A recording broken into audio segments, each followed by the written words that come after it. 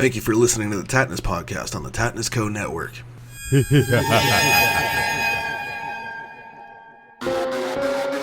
Welcome, ladies and gentlemen. A Mercedes kind of sentiment, luxury and trust in me to honor the free we all should be in. Sees my sundial burst into yin and yang, right left me and you. What's up, y'all? Welcome to the Tatnus Podcast. My guest today is an awesome individual, super nice guy, very cool guy. He's currently working on a film with a giant sea monster in it that you're going to have to check out. It's super cool. I can't wait. He's from Sweden, and he's just doing the most amazing things, man. Super cool movies. If you love horror and things like that, you got to check out his work. Check this out. This is Jonas Wolcher. How are you? Well, I'm fine. This is my first time at Tatnus with you, so it's a little bit. I mean, I do have some butterflies in my stomach at the moment. Hey, man, it's a relaxed show, so anything goes.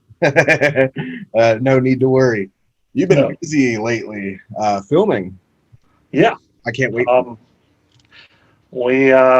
We began because of the corona. We had to do something, and we began the idea of starting a film studio, but then we realized, okay, if we're going to make a film studio up here in the northwest of Sweden, we need to have something like a concept for what we're trying to do, because we want to make a genre cinema production company in a film studio for genre movies. So that's our whole idea. But what happened was, when we realized we can't go to the investors or the people who we need to actually build up this studio, we need to have something before we begin. And that's why we developed this horror movie, The Beast Beneath Lake Bullaren. Yeah, that's awesome. It was described to me as like the horror movie of like Jaws horror version, in a sense. And I thought that's really cool. And then you sent me some pictures of the filming location out in Sweden, and it's beautiful, man. I'm sure the pictures don't even do it justice, but it looks gorgeous. Yeah, I mean, when you actually arrive to those places, it's the CNN. They actually said that on the top 10.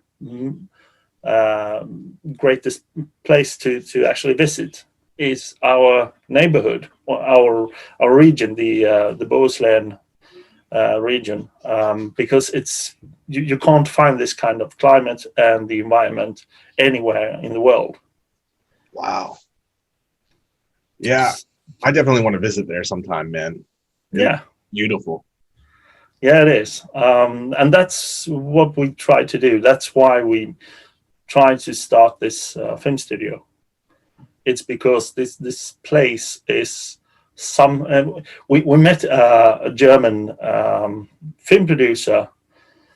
He just came to our set with his old mom, and he said, "Oh, are you making a movie? Great! I have a house over there, and here's my mom, and I want to show her something. This is a beautiful place to be." And then he said, "Well, this is something Hollywood is trying to create." So for me, that's because I'm living here and I see this not every day, but I see it a lot. I just said, well, you're absolutely right. That's why we should make this film studio, because we can get the American companies and all other friends in the horror genre or the genre movies itself come to Sweden and visit Sweden and make movies here. That's what's funny to me is, you know, to your point, when you live somewhere and you see it all the time, you kind of forget how beautiful it actually is to people that don't really see it all the time. We take things for granted, and then you find out there's, you know, like you said, Hollywood trying to recreate the beauty of that nature, you know, to try to film something rather than do the traveling. And then you realize just how lucky you are to be able to see that all the time, and it's natural and it's not fabricated. It's gorgeous, man. The pictures were absolutely beautiful, and made me want to travel. So, and I'm sure in person it's much nicer. Yeah, it is. And when you realize what you actually have, I mean, for instance, we were quite sad in Sweden because the film community in Sweden, when because we don't have any rebates. The film rebates is something not every country has, but a lot of countries actually has this kind of film rebate that they discount if you make a movie in Florida. Okay. You can get a discount, and then you can get a film rebate of X% of the budget. So if you spend $30,000 in Florida, you can actually get 30% back. Right, like a tax thing, right? Yes, it's a tax thing, and it's governed by the each county. They have their own rebates, and it's the same here in Europe. And that's why so many companies have actually moved from Sweden and moved from all over the world and moved to Bulgaria or Hungary. Right. And that's something that's actually bothered me quite for a time, because I believe we should make movies, especially if we make a Viking movie or something that's our heritage. Right. And you shouldn't make that one in Bulgaria. You should make it in Sweden or in Norway or in Denmark. Right, for authenticity's sake. Yeah. And even if it's not authenticity you're after, you still have the heritage. Exactly. And you have something that most countries don't have. That's why when you watch Vikings, the TV series, it's not entirely, but it's shot a lot of in Iceland and in Ireland. And the reason is because they have the film rebate in Ireland and in Iceland. Right, so it's cost effective. Yes. I understand that to a degree, but I totally agree with you for the sake of the heritage. You know, you wouldn't film a movie about Pearl Harbor in Brazil. You know what I mean? It doesn't make sense. You know, You make it in Bulgaria instead. It just seems odd to me. You know, I couldn't imagine doing like a movie about Chernobyl in downtown Toronto. You know, just was off about that. I've been so booked up and so busy this month already. I'm rolling through like everybody from your film, man, because I had Asa on the other day, I had you today, and right after you I have Helen. Just going through everybody, man. It's getting promoted left, right, and center. Yeah, I mean, we're so pleased because for us, making this kind of movie, I've done horror movies and genre movies for almost 20 years now. So when you're saying this, well, we actually use your crew and you interview our crew. I mean, I'm so honored because we know we've been working very hard to make this movie and to keep it so corona safe as possible. That's a challenge in itself. Yeah, I don't think people understand how difficult that is. I just recently had a documentary made about my life, and again, not being able to go too many places, and all the mask situation and stuff really puts a hamper on things, man. Like Yeah. it kind of makes it difficult to do things film wise. So I can relate and totally understand how difficult that must have been. And I look forward to seeing that movie, man. It sounds like it's going to be awesome. And with all the work going into it, I can't wait. I'm excited for it. So, and I love that you've decided to not like try and rush through it, even though there's setbacks. You're just going to take your time and do it the way you want. And so that it is your vision. I love that. I think that's what makes the difference between something artistically great and something that's just like, it's all right. You can always tell when somebody rushes something just to get it out. And I understand the excitement wanting to get it out and, get feedback, but it's the people that are patient and they wait until it's perfectly the way they wanted it that end up with the best product. So I'm super excited for it. Yeah, I mean, you're absolutely right.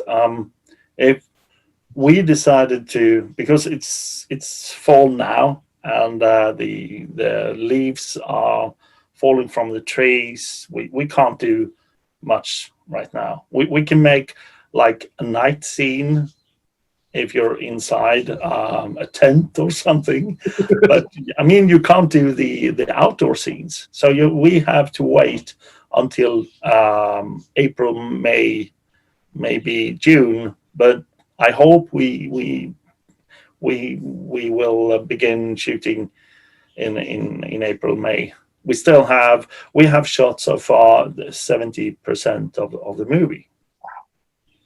So that's great. So it's just kind of the last bit, right? Getting that done, tying up those last bits, loose ends. And I mean, especially for you and for that film being predominantly outdoor, I would imagine it's, it's kind of like, that's what you rely on is the seasons and whatnot. So,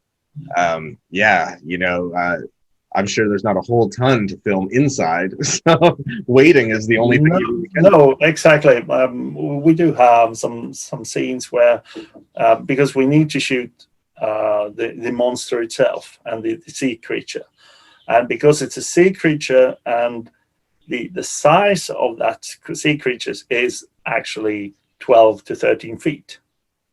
Wow! So it's a huge monster. And it's hard to comprehend, but when we decided, okay, we will have a fight in the movie where someone is fighting this big monster, how will we make this happen? Will it be what kind of tools do we need to invent? Because here's the thing: when Gustav, our prop maker, when he did his research, he asked all the guys in Hollywood, our top guys that we have as friends, and he said, well, we are making a horror movie with a sea creature. We will be in the ocean or in the lake. It's going to be outside. It's going to be cold. What is your opinion about this? What kind of material should we use making this monster? And he just received a note that don't. So, and he said to me, he talked to one of his friends about the Hunt for Red October. The big submarine. Absolutely. And they built this one, and it was $100,000. Wow. And it sank. Of course it sunk. I mean, that's insane. So they actually built those big tanks where you put smoke inside, and then you have water in front, and then it looks exactly like it was in the ocean. That's crazy. But here's the thing: our creature is in a lake. It's almost 39 meters steep, and the site is only 1.5 yard. So it's really, I mean, you don't see the if and of course we dropped the creature, and it was my responsibility to make sure that this creature did not sink. But unfortunately it did. Oh, But no. we managed to save some of the scenes because we had drones on each sides, and one of the drones actually filmed when the big sea creature sunk to the bottom. Wow. Well, So, you know, just to put that into perspective for people, I'm 6'5", so this creature is the size of two of me. So yes, that's insane. yeah, it's big. Well, whoever has to fight it, I'm glad it ain't me, man. Yeah. So the challenge was, how do we make this monster work? And in order to do that, we had to invent the wheel from the beginning. What kind of material should the creature be in, and how many holes do you need to have? Because you need to make it sink, and it can't go to the bottom, and it should be like 1.5 meter from the surface. Otherwise, you can't see it at all because it's pitch black. Right. So it was a lot of research, and yeah, and we're actually making number 3 now. Wow. So this is the third monster or sea creature. My God, that's a lot of work. Yes, but I mean, for us, the thing is, we ran out of money in September, and then we realized, okay, we need another additional of dollars to actually make the to continue make the creature, and then reshoot some scenes in the beginning of next year, when it's not that cold in the water, because it's still very cold in the water until March. So we started to make a Patreon out of Ron Ricke's studios, Right. and I believe that Patreon is a great place if you want subscribers, and if you want someone who's actually willing to pay to support. Absolutely. And just as I suspected, sea creatures aren't cheap. No, they're not cheap. I mean, Gustav, I've been working with Gustav for many years. I don't know if you've seen some of my music videos or other stuff we've done, but he's a magician with anything. I mean, he can actually make so much out of nothing. Yeah, So there's definitely a talent there. yes, and he has, by his own, he has created 1, 2, 3, 4, 5, 6 movies, full features, out of nothing. That's talent. Like, that's Yeah. amazing. And I think you guys all have like talent, like people wouldn't believe. I mean, it takes a whole lot of talent to be able to problem solve like that and figure out how to make these giant creatures and make it look good and real. And I love it, man. I think everything in itself is art, and I think that's a really cool art form that I think it's cool doing practical stuff like that. None of the CGI garbage. It's like, it has its place, but I like, when it comes to horror movies, I think practical effects are the best. I think everybody likes that most. Yeah, I totally agree. That's why I said from the beginning, let's make this movie like it was made in 1974. Right. So we ended up with a lot of big machines and vehicles, and of course planes. and boats. So the biggest challenge was actually to begin how to actually shoot some scenes in an aircraft, because this is a Cessna, and the Cessna is not a huge plane. It's a very small confined space. So just having the photographer, the pilot who's steering, and then the real pilot who's steering, including a sound guy. That's 4 people in one Cessna, and then you have a big camera inside as well. And I believe that David, our cinematographer, he was very happy because he had to go up with the plane every time and do some aerial shots. But I mean, it looks so real when we have this pilot, the actor who actually plays, because he had this ability. When you use this kind of aircraft, you have the steering on both sides, and you can actually switch. So you tell the real pilot, okay, I'm handing over now, and then the fake pilot, he continues driving the plane, and it looks very nice. Because it looks, I mean, it's not CGI. Right. You can't fake it. That's amazing.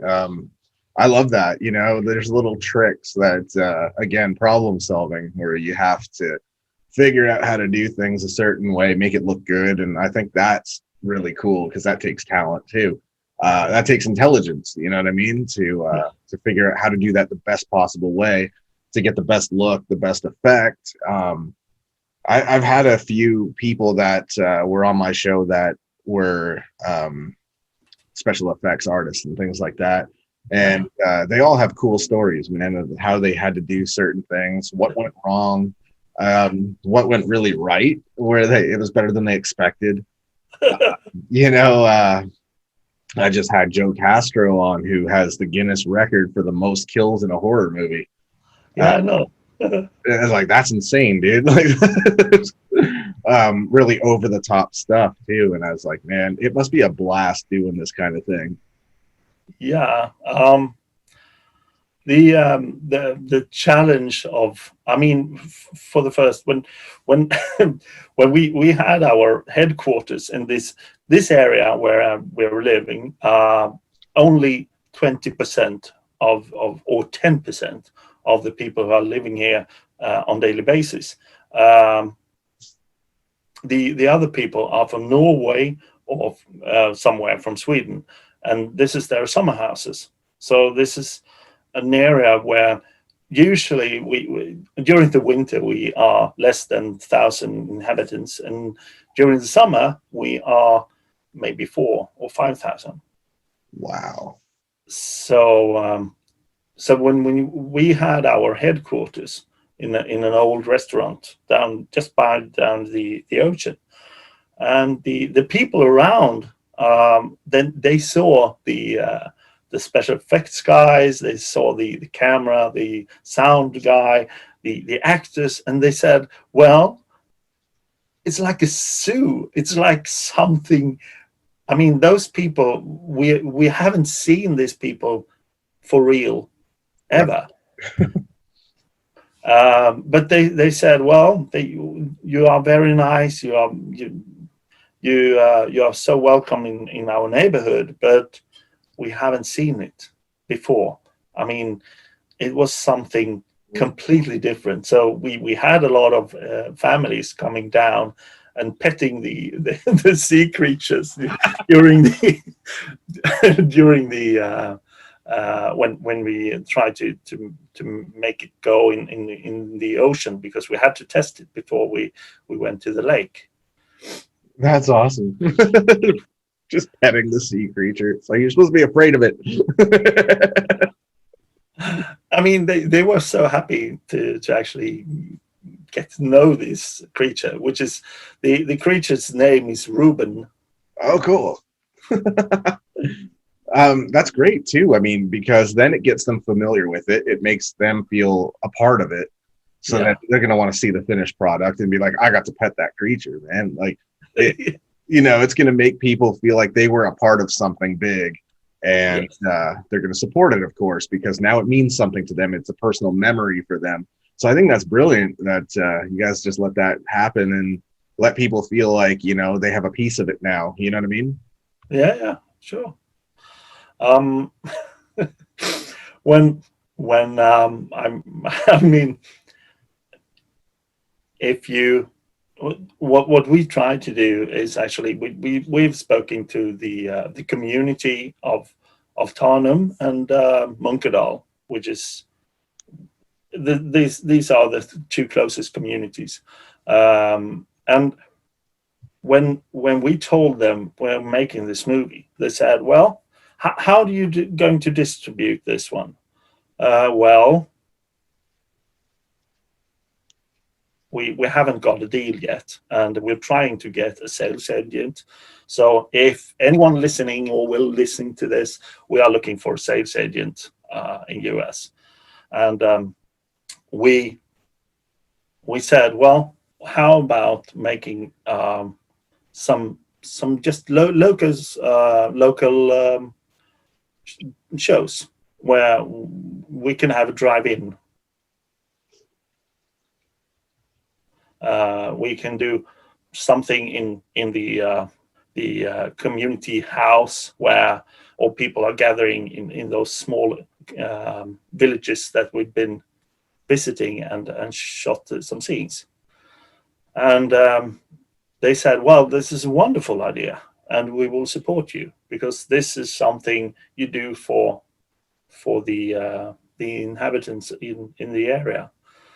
And that's something we both Helen and I decided that this is the core of everything. And if we go to the investment afterwards, they will actually support us because we had a tremendous amount of people who were willing to help us with tools, boats, cars, wagons, all kinds of stuff that you need for this movie. And those people were very friendly to us, and they really wanted to help us make this movie. Because I mean, this is a quite sleepy area. Once the season is off, well, it's a very quiet town. Kind of like a ghost town, eh? Everybody disappears. Yeah. After 3 in the afternoon on a Saturday, it's quiet. Wow. That's cool though, man, to like have community support and things like that, and they acknowledge that you're kind of doing something for the community. Yeah, I think that's really cool, and that definitely makes things a bit easier to have all that support, because I don't think people realize just how much work goes into making a movie. It's not, some easy task. So no, I don't think people really get it. They know that it's work, but they don't realize how much. I mean, there's so many fine details that you have to consider and things like that. Then, of course, setbacks happen. Nature's unpredictable. There's a lot of things that you just don't have control over.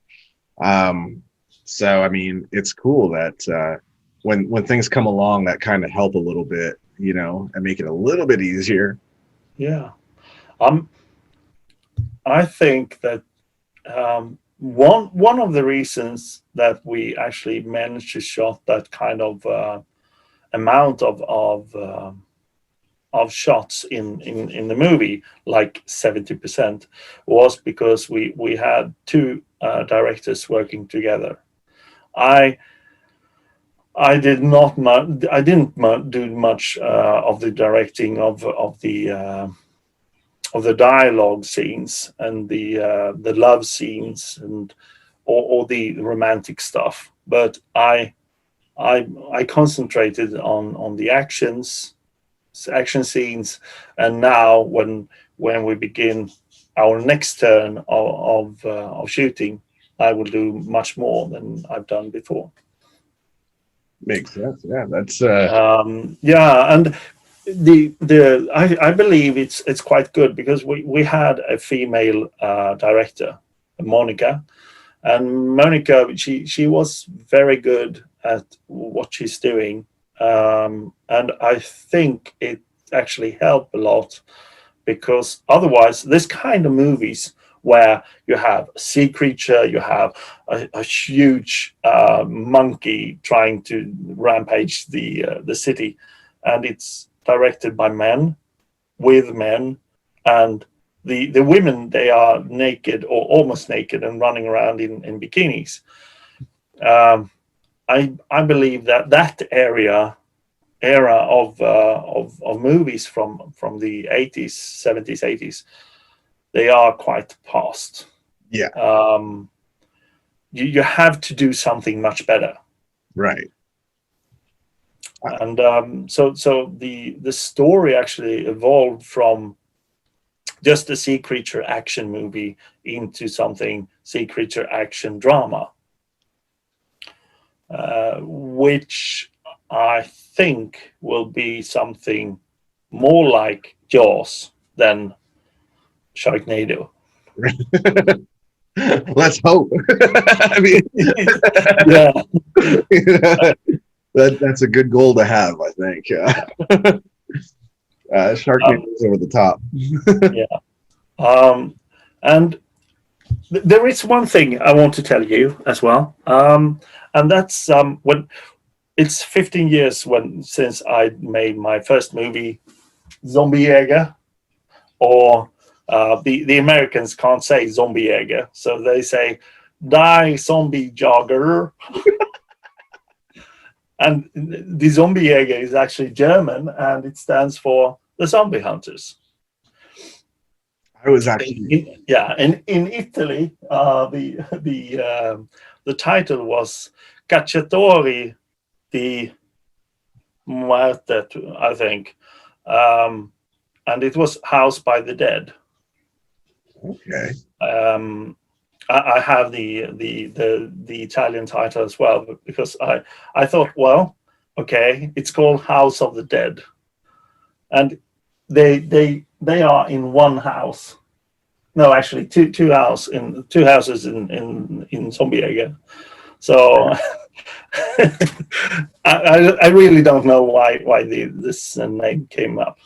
But the funny thing is that from absolutely no response in 2 years about this movie, suddenly the cravings for this kind of movies are back. Right. So I've sold some DVDs now, old DVDs, but I mean they are like new, but I mean we've been having them in a cupboard for many years, and suddenly now it's a craving for them. Oh, we have to watch this kind of movies. And if you haven't seen Zombie Jäger, I recommend you to watch it, because it's quite entertainment. I mean, it's entertaining, and it has so many errors, and oh my god. If you have watched Commando, you can see all the errors in Commando, where the car is broken and now the car is fully functional, and it goes back and forth, and you can see the wires and everything. And this movie was made in 3 years, and this was our first feature. We haven't done anything before.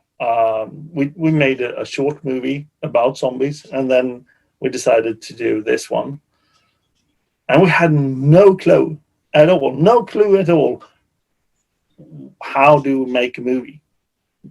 And this is something, when I go out to schools or I'm on a film festival or a convention, and I talk about genre movies in general, and of course how to make something out of an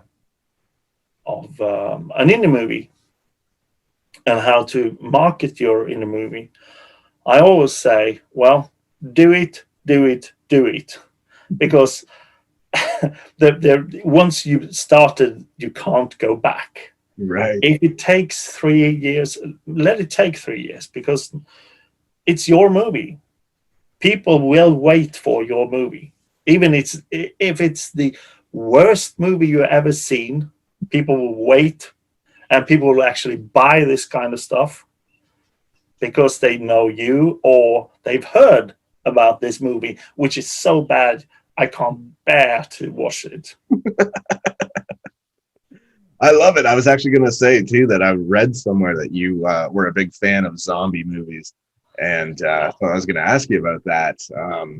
It's funny talking about making movies. The best description I've ever heard between the difference, like with the difference between a producer and a director, the funniest and probably the best description I've got was the producer provides the money. So what does the director do? He spends it.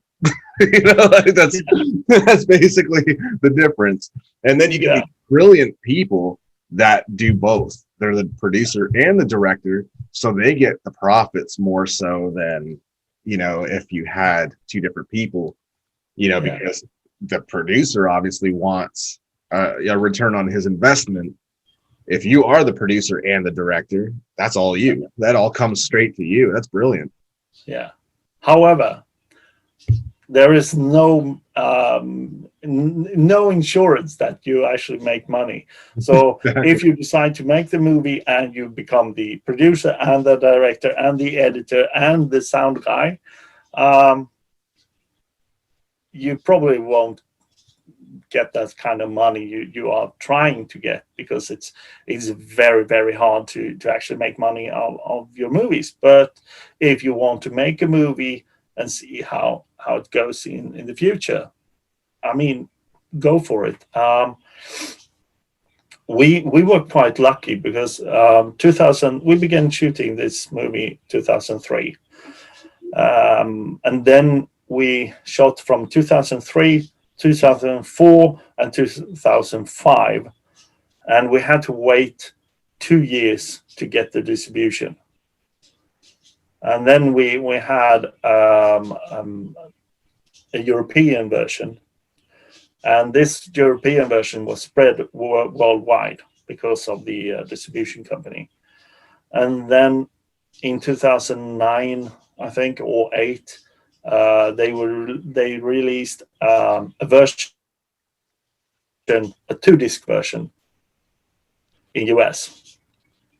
And that one actually came to the rest of the world, and I can still find the 2 versions. They are still available worldwide. And then in 2017, a new one came, and in Sweden, one came in 2010.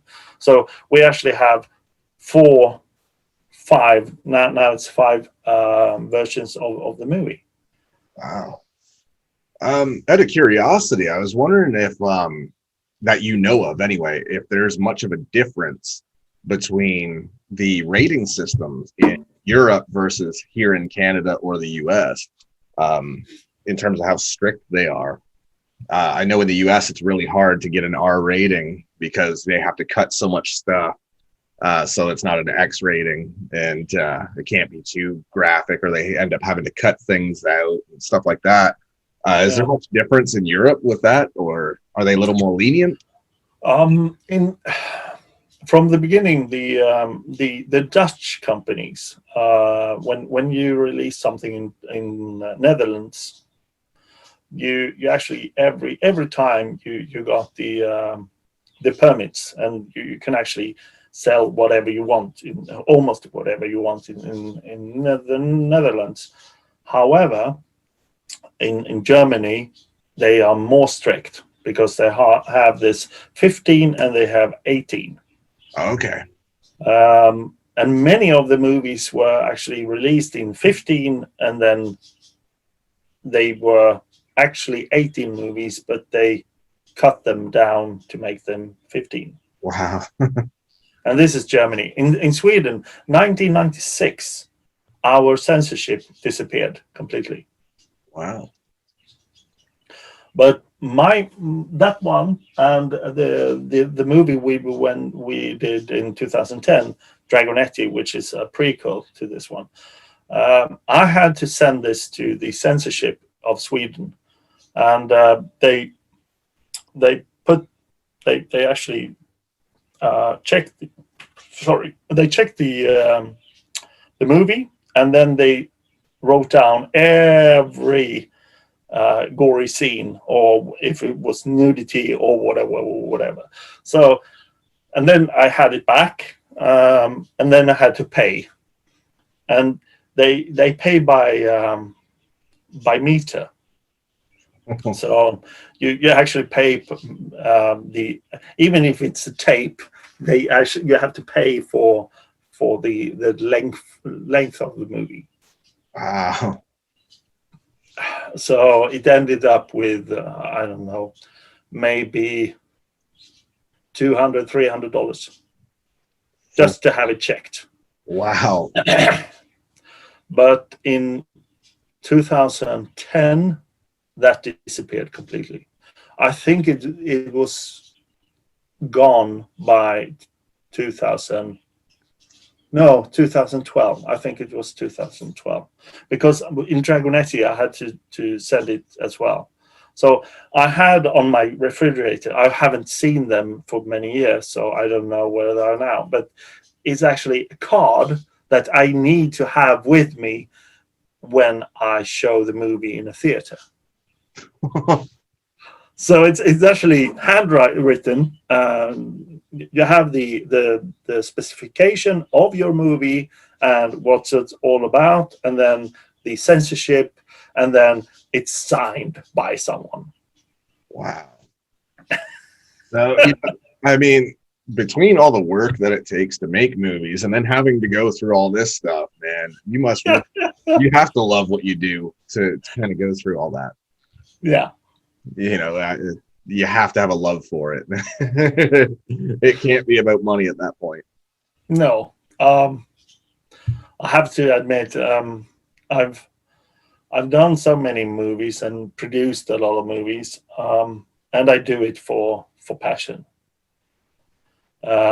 This year, or actually last year, I decided to go for real. This is not just my hobby. I'm not doing it just for fun. I'm trying to actually make money out of it. And that's been a super challenge because of the Corona thing.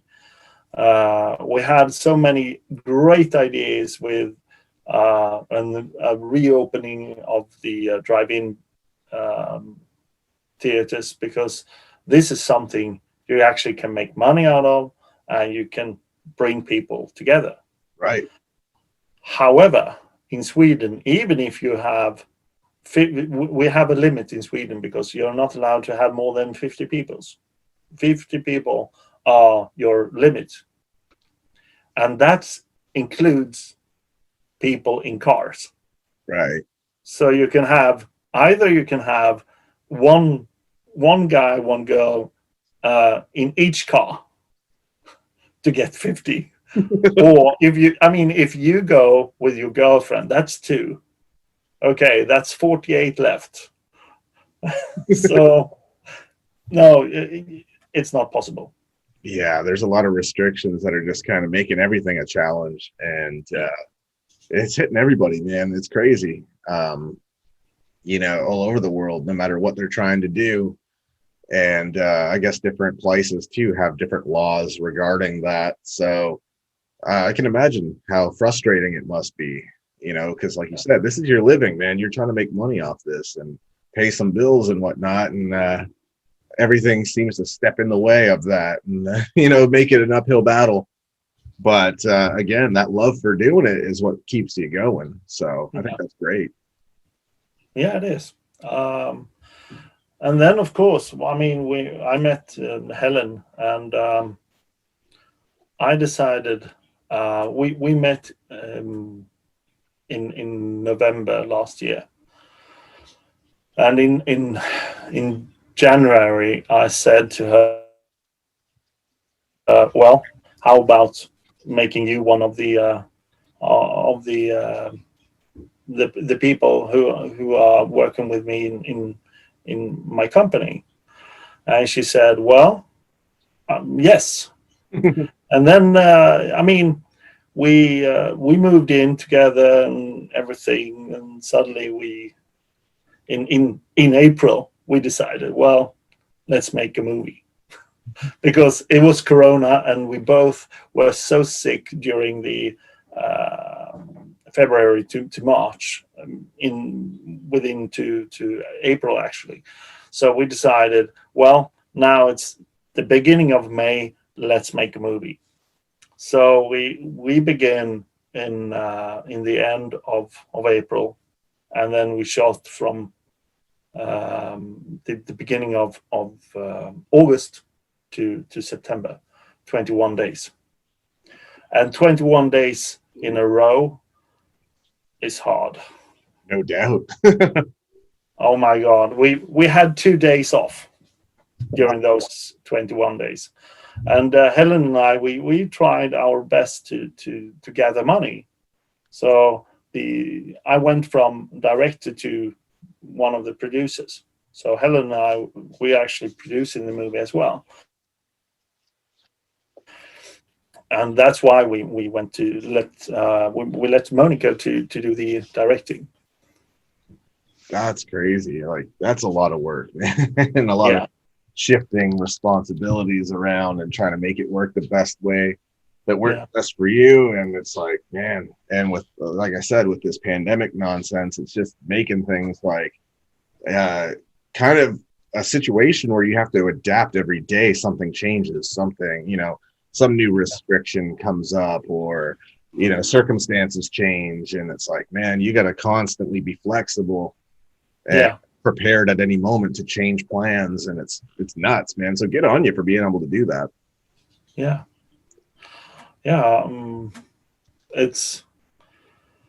I mean,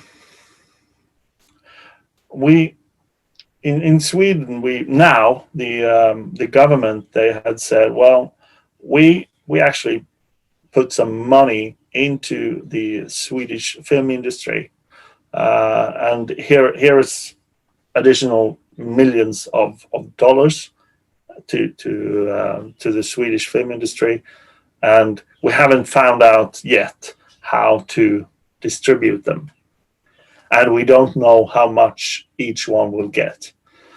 So there is a lot of talk, and we've been in touch with the Film Institute, the Film Commission, all kinds of stuff, the cultural department, and so on and so forth. So for us as producers, we have been in some form of limbo, because it's really hard now.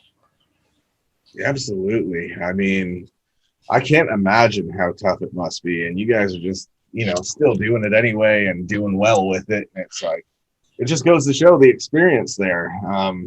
You definitely know what you're doing, and, setbacks come and go, but you still just seem to keep on doing what you need to do in spite of it all. And I think that's awesome. I think that's credit to your talent, that it takes a certain level of talent to be able to do that and say, okay, change of plans, some things come up, but we'll get through it. We'll adapt and we'll just kind of overcome that. And I think that's awesome, man. I think that's definitely a display of the talent you have and the knowledge you have to be able to do that. Because anybody that's like just beginning would be lost immediately. The second there's an obstacle, they'd be like, now what? My motive and my influences are from my friend in Uganda, in Africa. If you heard about the Uganda action or Wakaliwood movies, they are like kung fu movies, Bruce Lee style, but it's 3 times faster Wow. and without any protection. And I had my one of my friends. He runs Wakaliwood in Kampala in Uganda, and I was interviewed by a Swedish newspaper. And during this interview, they said, "Well, we've been to Uganda and we've met Isaac, who runs Wakaliwood." And we said, "Well, do you?" How do you work? How do you do your movies? And he showed them how he makes these incredible movies with almost nothing. I mean, it's $500 and he makes a movie. And then he said, "Well, you're from Sweden, right?" "Yes." "I know a Swede." "Okay. His name is Jonas Wolcher. Do you know him?"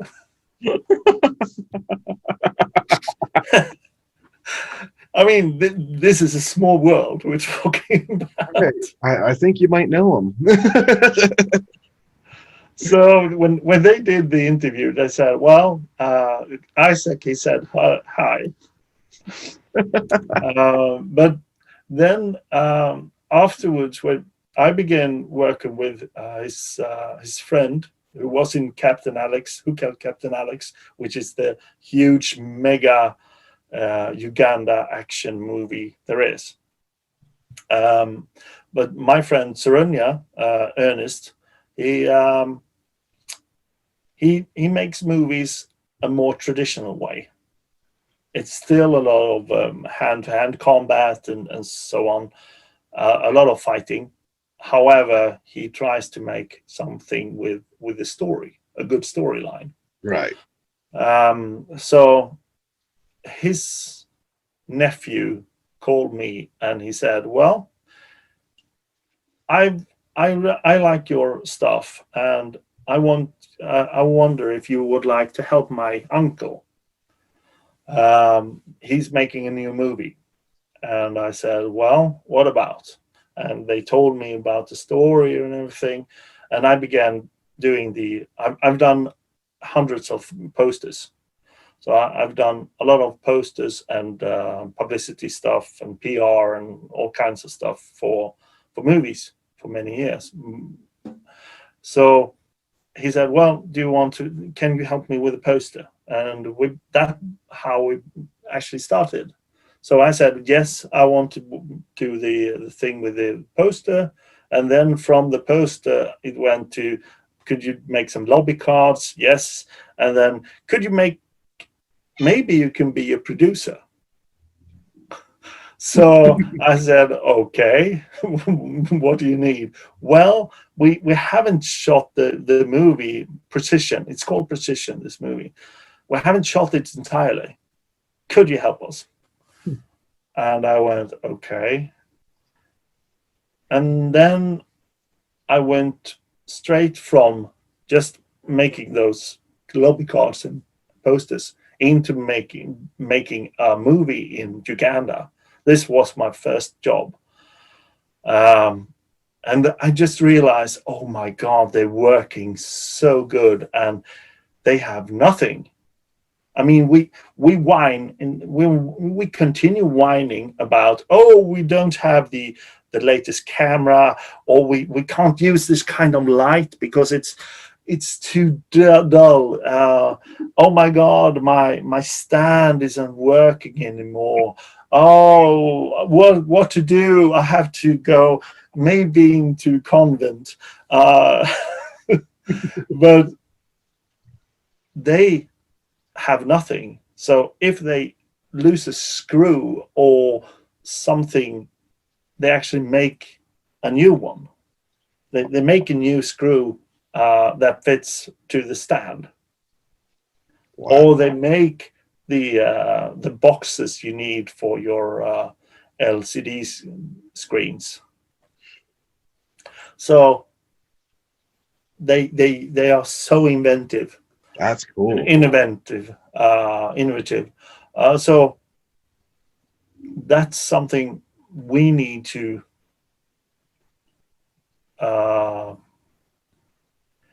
we need to have the same mind, and Yeah, the same thinking, the way of thinking, because we are so narrow-minded when Right. it comes to stuff.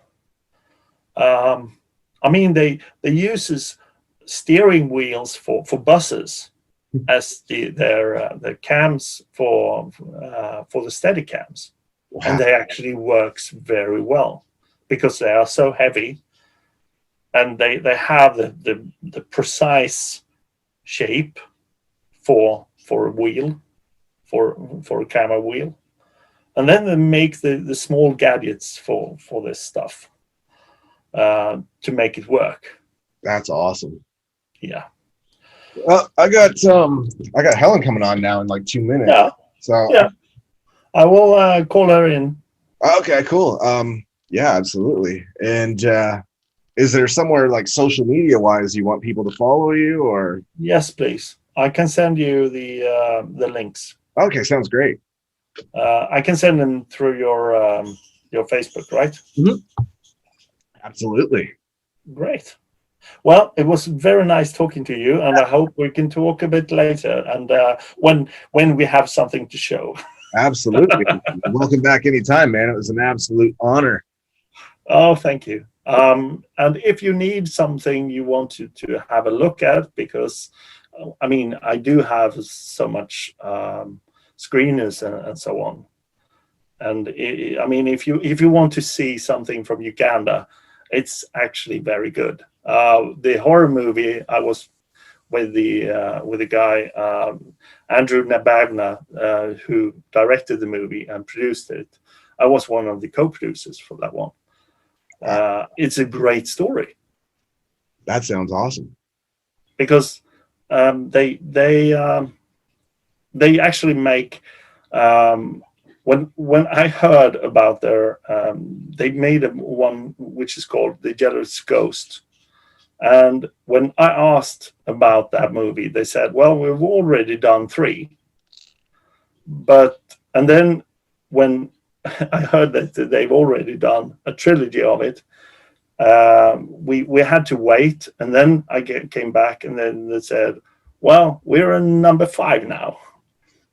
So they actually make movies very fast in Uganda, comparing to US. But I will get Helen, and thank you so much for doing this, and I can send you some details that I would like you to add to your YouTube channel and so on. Absolutely. And then we will do a hell of a job to promote your page. Oh, thanks, brother. I appreciate that. Hey, man, it's an honor having you on. Absolute pleasure. Honor to call you a friend, man. You're a great dude. I love talking to you, and you're welcome back anytime, man. Thank you so much, Keith. Hold on. That was Jonas Wolcher. I'm actually very proud to call that dude a friend of mine. We've become very good friends now, and we'll be communicating further to stay in touch and have him back on the show when this film is done, and to promote anything else he wants. He's such a cool guy, really sweet guy. Absolutely love him. Very good friend. I hope you enjoyed the show and found out a little bit about Sweden's culture, because it's fascinating, dude. It's so cool. I can't wait to go out there and see him. Thanks for checking us out. I'll catch you asses later, man.